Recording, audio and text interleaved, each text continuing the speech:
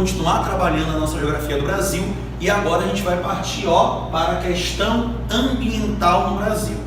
Quando a gente discute a questão ambiental no Brasil, um dos primeiros temas que a gente tem que trabalhar é o chamado avanço do arco do desmatamento brasileiro. Quando você fala desse avanço do arco do desmatamento brasileiro, nós temos que lembrar o seguinte: qual é a vegetação no Brasil que tradicionalmente mais foi desmatada? Aqui, é a região da Mata Atlântica. É a vegetação da Mata Atlântica. Sabe aí, tá lembrado qual é o outro nome que essa Mata Atlântica recebe?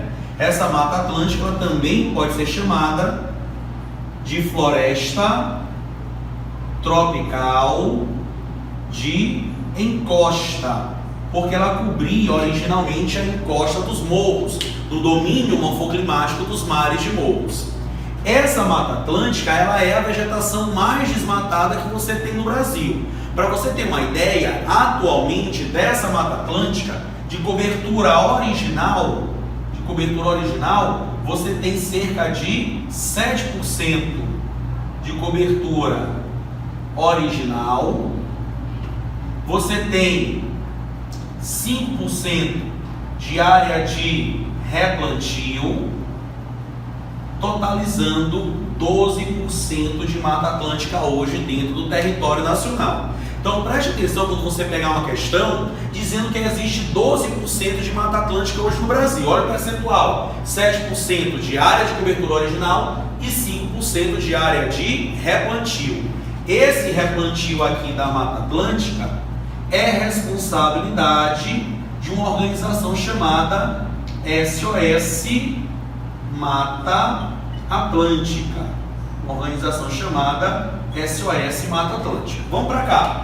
O arco do desmatamento brasileiro começa a partir dessa Mata Atlântica, porque tradicionalmente essa Mata Atlântica é a vegetação mais desmatada no Brasil, devido às seguintes atividades econômicas que aconteceram nela. Vamos lá: extração do pau-brasil, lá no período pré-colonial, depois introdução das lavouras de cana de açúcar, depois expansão da pecuária, no século XIX expansão cafeeira e no século XX a expansão urbana e industrial.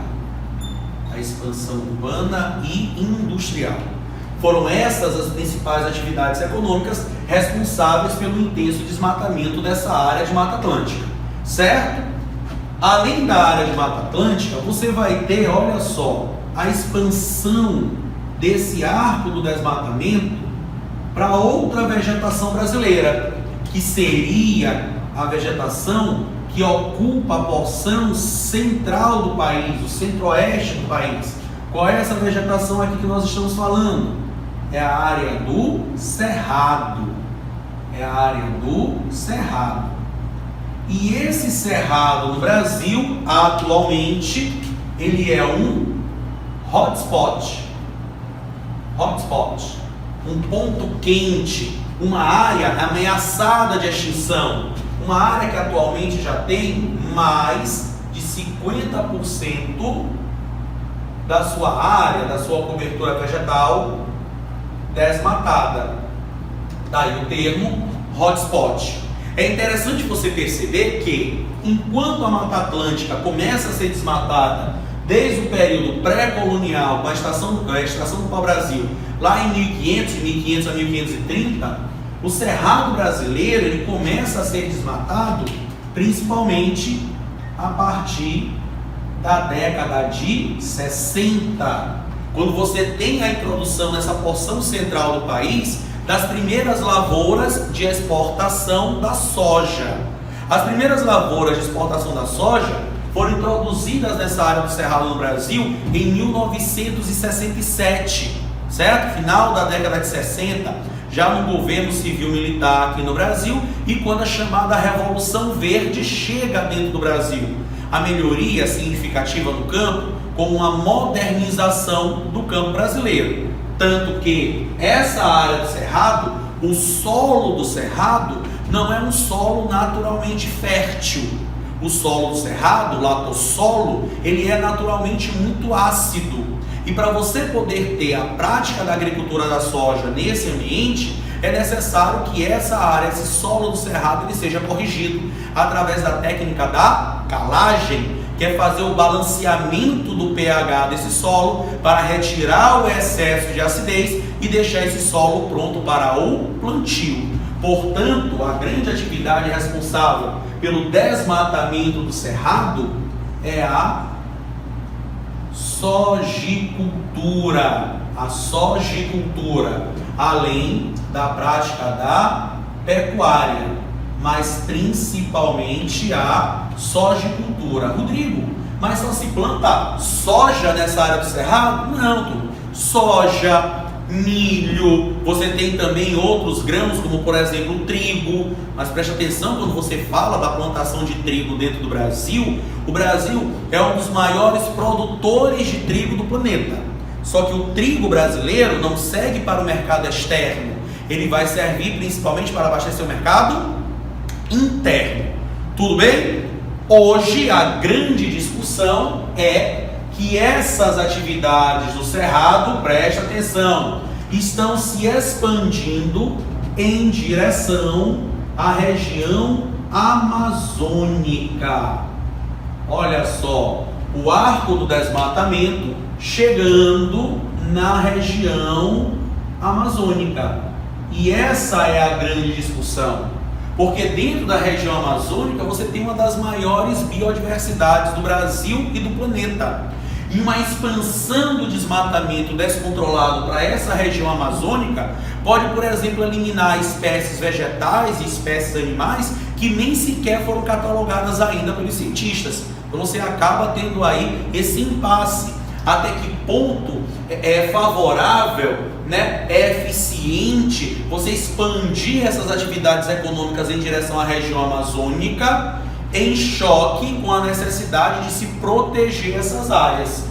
Dentro então dessa área, vamos para cá, ó, dentro dessa área da Amazônia, você já tem cerca de 30% de área desmatada.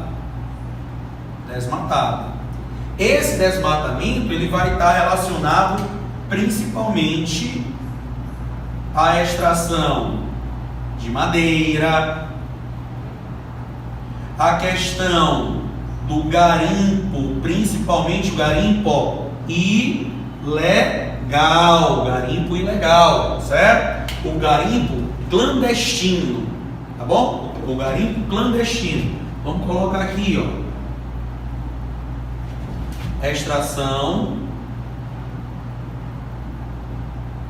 mineral, principalmente o ouro, mas lembrando de maneira ilegal, tá bom? De maneira ilegal, chamado garimpo clandestino. Você tem que lembrar que essa região amazônica, tradicionalmente, ela nunca teve um ciclo econômico significativo. Você teve surtos econômicos dentro dessa região amazônica. Então o desmatamento que você observa hoje dentro dessa região, com 30% de área já desmatada, é um desmatamento relativamente recente. E é justamente isso que chama aí a atenção no cenário nacional e internacional, que em pouco mais ali de 30 anos, você já tem 30% da área desmatada. Olha só, a grande discussão do desmatamento na Amazônia não é o quanto já se foi desmatado, e sim o ritmo que esse desmatamento vem ocorrendo. Isso, o ritmo que esse desmatamento ele vem ocorrendo. Se esse ritmo continuar da mesma forma, o que é a floresta amazônica pode acabar desaparecendo nos próximos 50 anos. Tudo bem? E como eu falei anteriormente, eliminando uma biodiversidade animal e vegetal que muitas vezes nem sequer ainda foi catalogada. Dentro dessa área da Amazônia, você teve ciclos econômicos, como por exemplo, a exploração das drogas do sertão no século XVIII, a exploração da borracha no século XIX, no século XX, o surto do ouro, o surto do ouro, principalmente na região do estado do Pará, na região de Serra Pelada, o maior garimpo a céu aberto do planeta.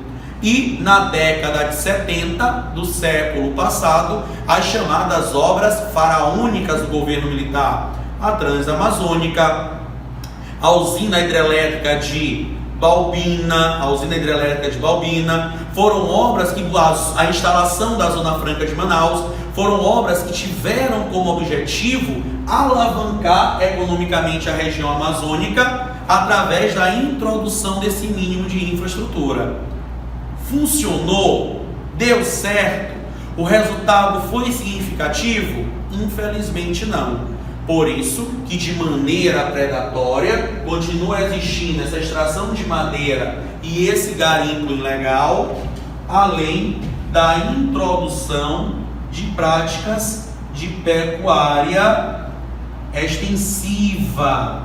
O gado criado solto tem grandes propriedades. Essas seriam as atividades econômicas hoje que acabam prejudicando de maneira significativa a região amazônica, tá bom?